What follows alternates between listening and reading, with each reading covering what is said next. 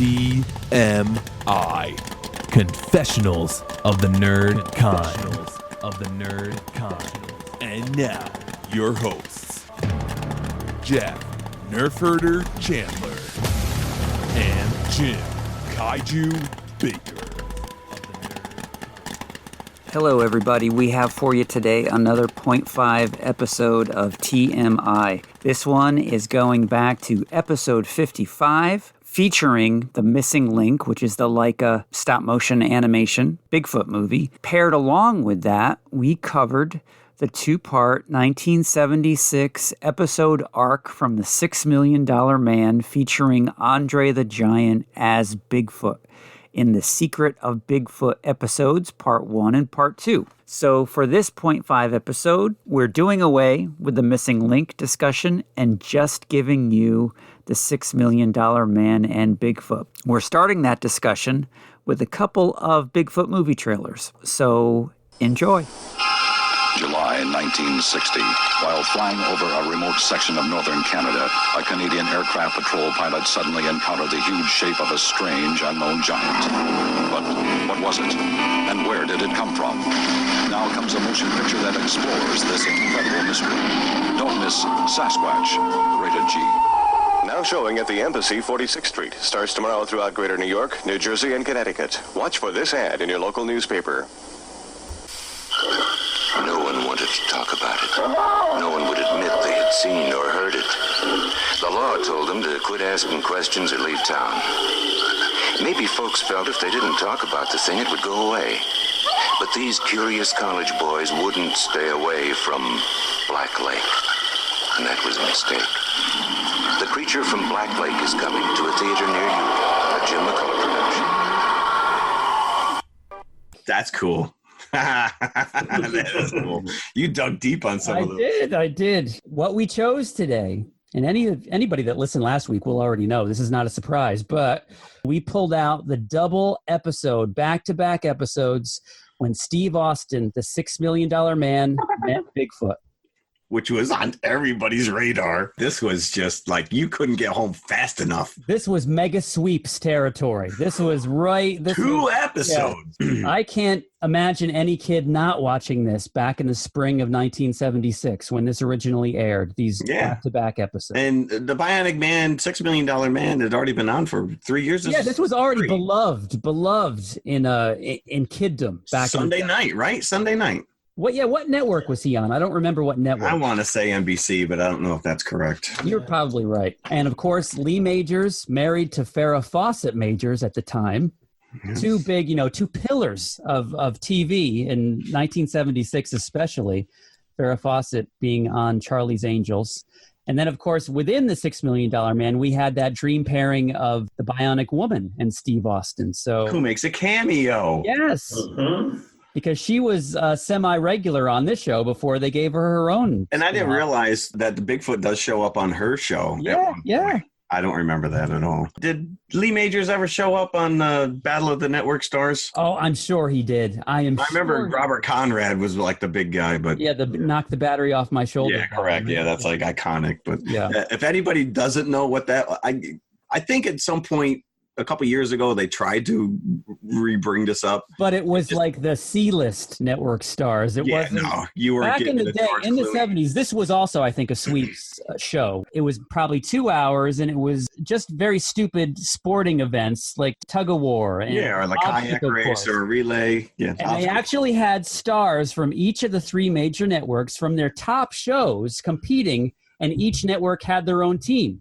And they would have like Gabe Kaplan from Welcome Back, Kotter. They'd have Linda Carter from Wonder Woman. Yep. They'd have Robert Conrad. So you saw all of your big name stars competing. Yeah. It was nerdvana for a kid to see these actors. It would never happen today to this extent. That would be like, having Kit Harington on from Game of Thrones or something. Right. To participate. Come on, someone's got to bring this back. These guys are too full of themselves. It would be like HBO versus Showtime versus Star. This was such a big thing that Scooby-Doo actually cribbed it. Laugh Olympics, right? Scooby-Doo had Laugh Olympics, which was all the bad guys versus the good guys. And if you remember the movie Animal Olympics with Gilda Radner doing the voices. Nope. Don't remember. No. I don't remember that. You remember that, Mike? No, not at all. Okay. I guess I'll edit this out of the show then. No, that's great because someone will probably be going, I thought I was the only person who remembered that. Yeah, no, Animal Olympics. So getting into this. So this was a Bigfoot culture. It was a cryptozoologist culture back in the 70s. Can't belabor this point. This was obviously before internet, before cell phones. Basically, we had 3 networks and the newspaper. And that was pretty much how you got your news back in those days. So things like Bigfoot, UFO, Loch Ness Monster were still mysterious and entirely possible. I'm not saying that they're not entirely possible today. Jeff, I don't want to offend you. But in today's world where everything is immediate, I think a lot of the mystery has come out of the world. Yes, very much so. I agree. And it was in full force back then. And everything was potentially frightening and scary to a kid. So that's why you had shows like In Search Of, but where kids were obsessed with watching things like this. Is Bigfoot real? UFOs, Loch Ness Monster. So I think shows like The $6 Million Man really mined this territory. Whoever wrote these episodes were just genius in order to capitalize on yeah, them. because I'll tell you one thing. I forgot the whole alien aspect of this. Yeah. I had no memory of that. About that. None. Because you're so wrapped up in that fight. I mean, and it's very, obviously it's dated and you watch this thing and you're just like, we were glued to this stuff. Yeah. The dialogue is hokey. The characters are there's an Indian, what was his name? Jim? He's from the Hoopla tribe. Oh, Tom. Hoopla tribe. And apparently he's also a member of Starship. He is knee deep in the Hoopla. But you knew he was an Indian because he had beads on his neck. It was just, and he was like, "Oh, white men talk with forked tongue." I'm like, nobody talks like that. But let's talk about the $6 Million Man in general. So the setup is, again, a lot of shows in the 70s and even going into the early 80s had these kind of good-hearted mercenaries, private eyes, or investigators that had some kind of either a superpower, some kind of an aspect that was a novelty. You had the Incredible Hulk, who was just kind of wandering through the country, doing good deeds. You had Kung Fu, which was also that kind of a setup. You had the A-Team. They were kind of on the run and outlaws. Yeah. So all these good-hearted anti-heroes that were just wandering the country. But in the case of Steve Austin, he was like a private eye. And he worked for I don't know what the OSI was what he worked for, but I don't know what it stands for. And Oscar was his boss, who would give him his assignments. Yeah, but you're right. One week he's infiltrating some Russian spy, or maybe I think there was an episode where he went to the moon. Because he was an astronaut. He was an astronaut. He was an astronaut, yeah. I kind of dismissed the opening credits that it was all like found footage kind of a thing when we talked about the top 50 sci-fi episodes on television. And rewatching that, I mean, it tells you everything you need to know about this character. And it's so iconic. It is so... I mean, even the ship, so you're right, he's an astronaut and I don't know if he's pilot testing something or whatever, it goes wrong, he crashes. But even the ship that you see in there, now this was the early 70s, we still don't have something that looks like that. So it's pretty impressive. It's a full-on explosion, and then there he is on the table, and you got to put him back together. Yeah, and of course that iconic line, we can rebuild him, we can make him stronger, faster. Stronger. Yeah, and it's a build-up. And you see the computer graphics, which didn't even exist back then. So it was probably all like hand-drawn, little schematics of his legs and then his arm and then his eye. So this reminded me watching this episode. He's got one bionic leg and one bionic arm. He would just run in circles. Both arms, yeah. Right. Or both legs. No, he must have had two bionic legs. I think he has two both legs. Yeah. No, there's no way. He just run himself into the ground. And then, of course, he had the bionic eye, which was like, looking through a Pentax camera at your... I like the fact that he could see a Bigfoot footprint 200 yards away, but he couldn't see the zipper on the back of the costume. But let's talk about Steve Austin's superpowers. Now, this is my kind of superhero. This is the lazy man superhero. He's supposed to be running incredibly fast, but he looks like he's running very slow to me. Yeah, it's just like, come on, keep up. Of course, you've got that sound effect that gives you the impression that he's running fast. I just slow motion, man. You just go with it. Yeah, where the aliens that are observing him are watching him on the screen running in slow motion, and the guy's like, remarkable. I know, right? And fast. there's cameras everywhere, but watching his every And move. I'd love to hear that one voice of dissent on that alien roundtable. It looks like he's moving pretty slow to me. Are you watching the same show I'm watching? Right, running in slow motion, like, and then seeing a couch, and like, oh yeah, let me sit down, like, as he sits down on the couch, I've got to take a load off. And sometimes he had just the beige shirt and beige pants, and then other times he had the running the red tracksuit. Yeah. So, which he has in the opening credits. But he reminded me of the sloth in Zootopia, moving so slow that he's barely perceptible. You see someone just kind of walk by him. Yeah. This episode is just, it's great because, it's a great setup and it's a great build to Bigfoot's reveal. You kind of see him in the woods, you see his feet, you only see his shadow. And even so there's two geologists that just happen to be Steve's friends, and they're putting down sensors in the San Madrian fault line. Are the San Andreas people going to sue use their name? Could we not use San Andreas? At first I'm like, have I been saying this wrong my entire life? Yeah. No, and I had to look this up to see if there was an actual San Madrian. I don't know why they felt the need to. I guess they didn't want to concern anybody. I looked up the Hoopla tribe, and that exists. The Hoopla tribe, really? That actually exists. So they left you the San Madrian fault line? Because it's no fault of their own.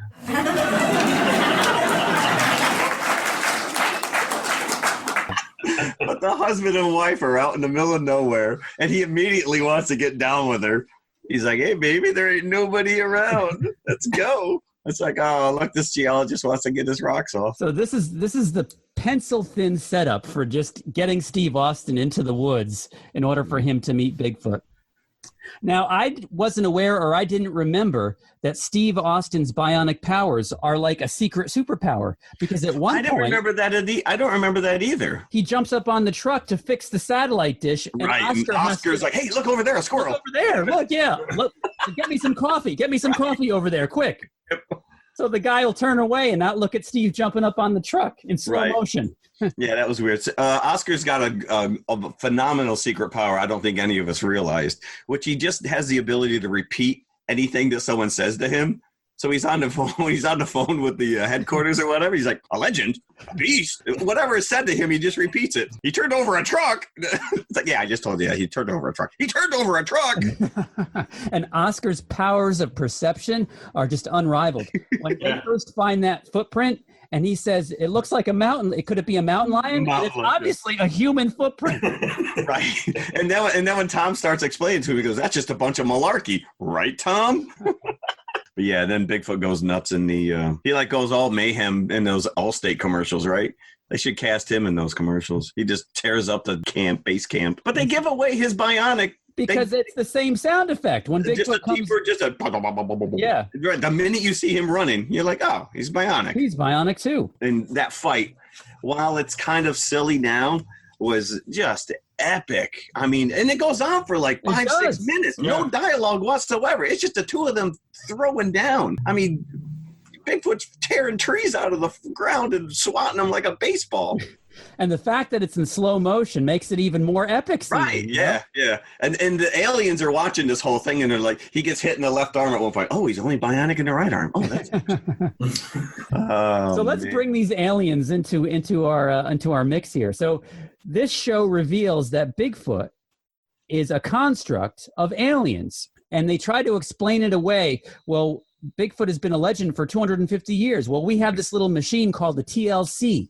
That makes time go by incredibly fast. Right. We've only been here 2 years our time, but we've been here 250 yours. But that makes me laugh even more because in the second episode, there's an earthquake, and she goes, what was that? He goes, that's an earthquake. That was an earthquake? So you've been here for 250 years and you've never experienced an earthquake? On the San Madrian faults? Yeah.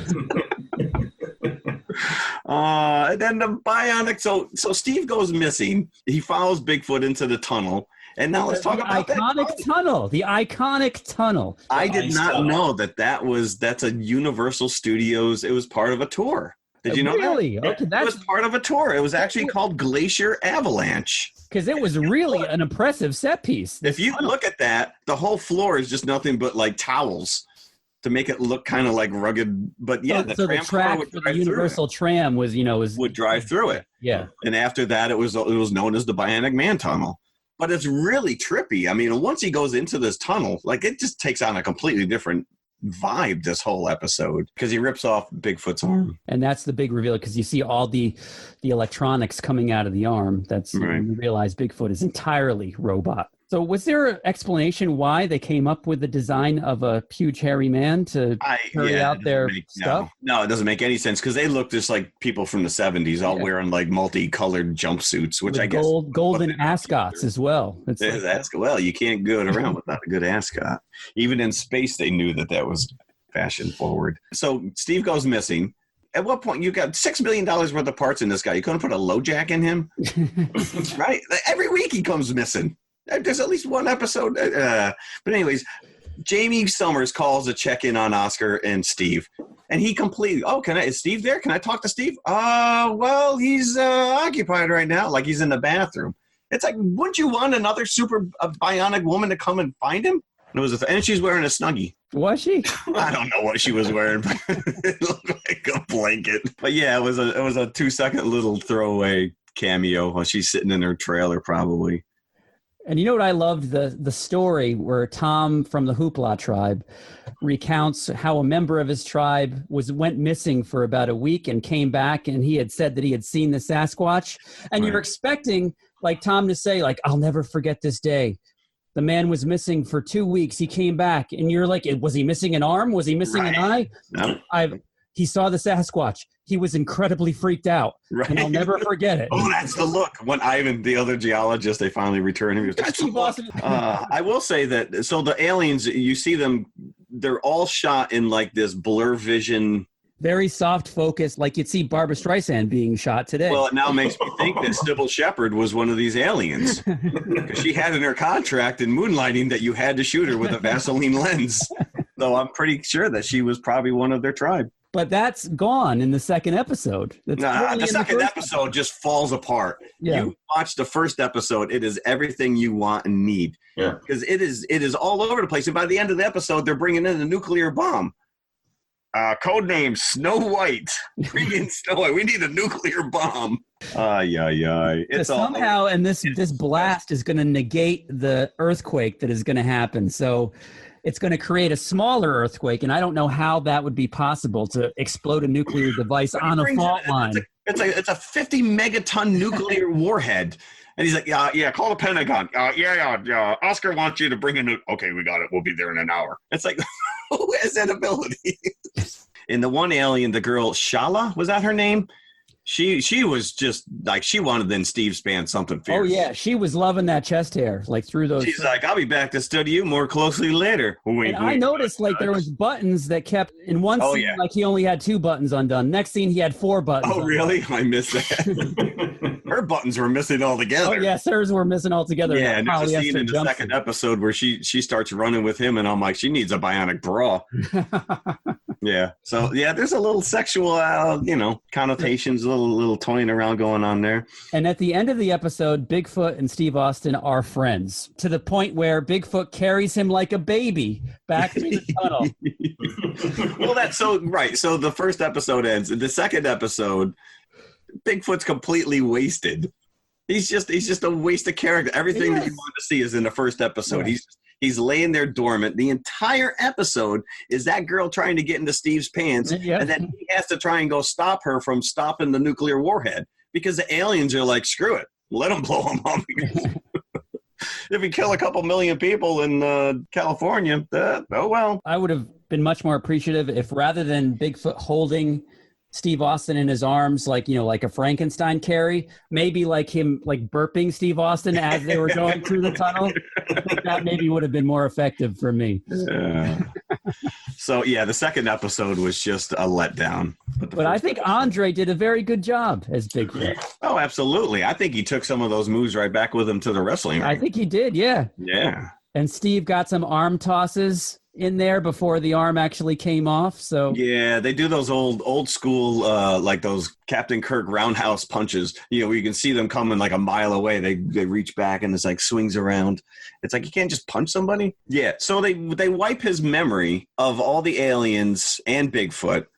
So when they finally find him at the end of the episode and Oscar's like, did you find Bigfoot? Would he just be like, who?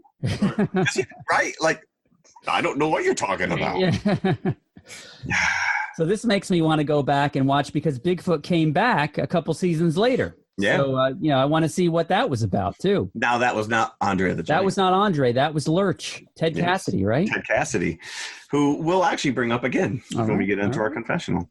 Can someone explain to my 9-year-old self how Colonel is pronounced Colonel? There's no R in there. How do you pronounce the L? Colonel. And that always blew my mind as a kid, because I had the lunch pail and it was like Colonel Steve Austin, but that doesn't look like Colonel. Colonel. I think that's Kal-El's cousin. Colonel. Colonel. That always just boggled me to no end. I'm like, why? That doesn't make any sense. Still can't wrap my head around it. So taken as a feature, these 2 episodes back to back, what kind of buckets would we give?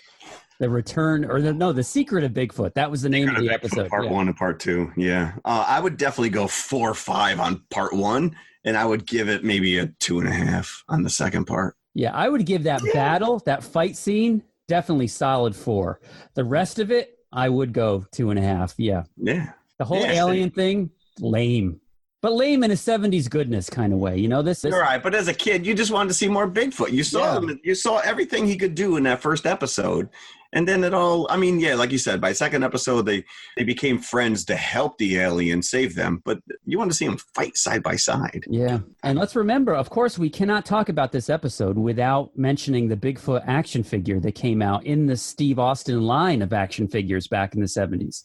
Because first you had Steve Austin himself, which was, a line of 12-inch figures, just as big as the big Star Wars 12-inch. Yeah, 12-inch, right?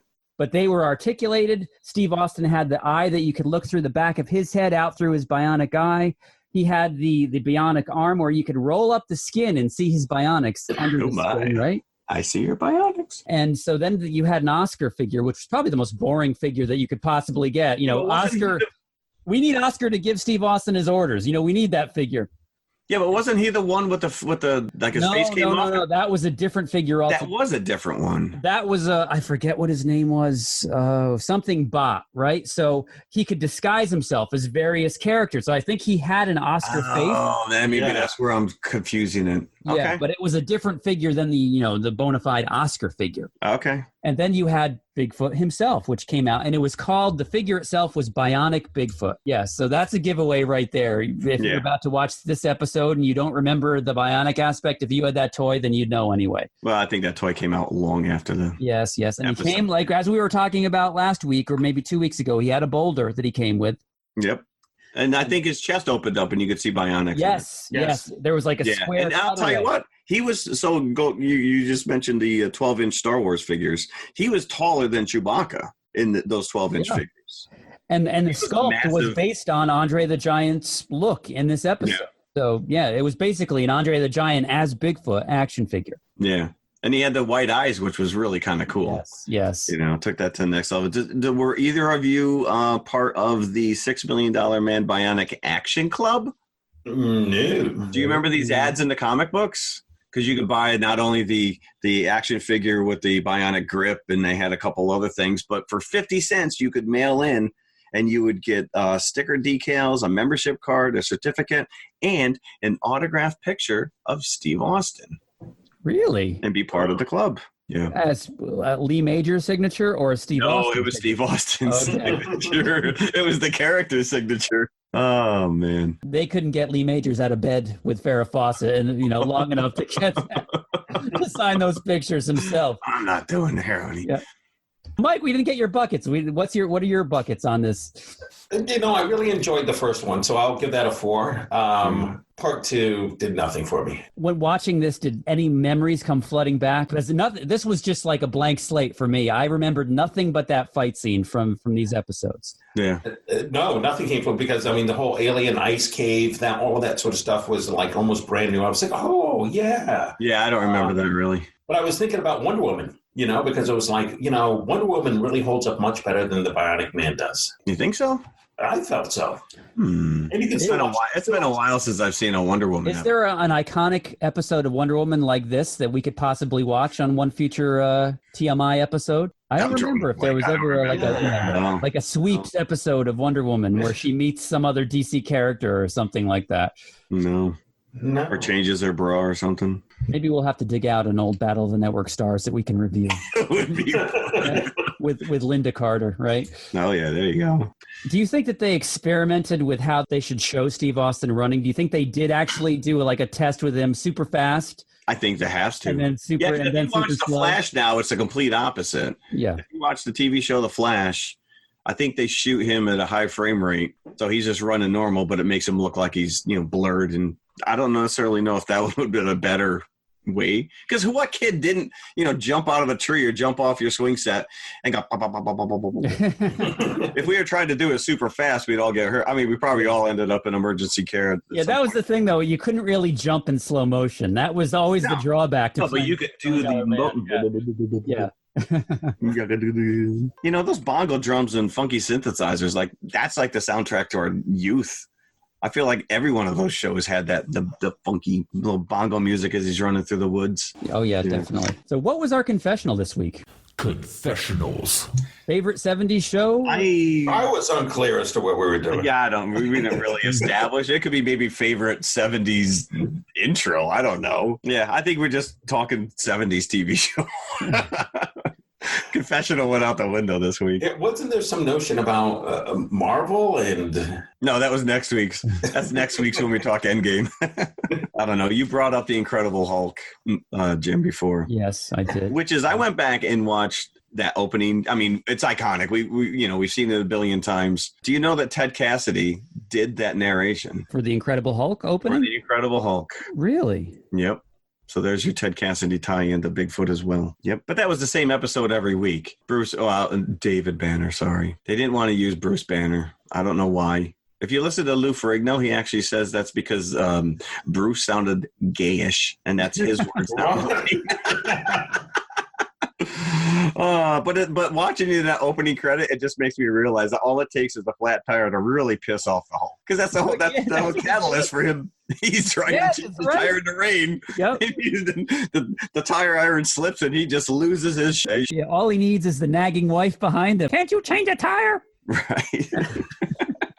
So I would say if I had to choose a show in the 70s that I needed to watch, well, I went down the road with Battlestar Galactica, the original 78. We watched a lot of sitcoms. It wasn't, there wasn't a lot of like nerdy stuff going on then, but the Incredible Hulk was something I watched every week, and it was always the same episode. It was the same story. This is like $6 Million Man. Nothing ever changed from week to week. It was and there was no callbacks to any, except they did get into it a little bit because they had the Bionic Woman that was a recurring character, right? But in terms of the adventures that he had, it was just, standalone stuff completely. That was mine. This was the time of Happy Days, WKRP in Cincinnati, that sort of stuff. Right. Yep. I mean, but to Jeff's point, there wasn't really a lot of nerdy stuff out there. So that's kind of how I frame my 70s, is with the sitcoms. The sitcoms, yeah. Mork and Mindy. Like Mork and Mindy, yeah. Maybe Mindy was the nerdiest sitcom that we had. I had rainbow suspenders, my friends. Yeah. Ooh. Hey. It was the 70s. I was an impressionable child. Now, I was all about the car crashes and car chases in the 70s, so my go-to was Dukes of Hazzard. Oh. Yeah, and that song, I love that song. Just the good old boys. And that one shot that I loved the most was the bow and arrow shooting the dynamite. That's right. Yes, yeah. I think it was like moonshine they hit. Yeah, because Uncle Jesse, which was kind of underplayed, but they were running moonshine. They were, yeah. Uncle Jesse was he was a shiner. They were criminals. They were. Yes, they were. That's right. To go after them. Yep. Yeah. Roscoe P. Coltrane, he needed to take them down.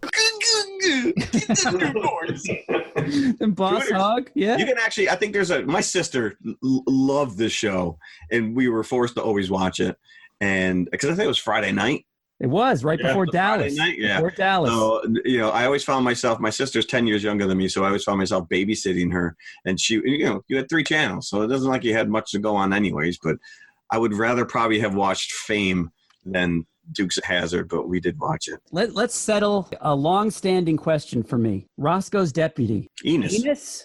E-N-O-S. Okay, it's not anus then. It's, No, Enos. He wasn't ass at times. he was a dipstick, right? Dipstick. I'll do you one better, which is I have family. So I grew up upstate New York, and I had cousins who had a pet pig, and his name was Enos. What, really? Little known fact. You don't want to keep that to yourself. Not anymore. I just threw it out there. Listen, it wasn't my peg. I will bring up one obscure 70s show. Do you remember Salvage One? What? Salvage One? That sounds familiar. What was that about? Andy Griffith, Joel Higgins. He was a farmer who got this brilliant idea to build a spaceship to mine scrap metal on Moon and in space. It lasted one season. No, this is no. You don't remember that at all. That was because again, it was like you're grasping at anything that had any kind of space related. So you know what we didn't bring up was Buck Rogers. Also a big one. You know what? That's actually because that was 78. Yeah, that would jumped right on the Star Wars bandwagon. And they had that Jump the Shark episode with the space vampire, right? That was the big episode of Buck Rogers. That may have been a twofer as well. I think they jumped the shark when they brought in Hawkman. Oh, I remember him. Yep. I don't remember. And the girl, and the Hawk Woman.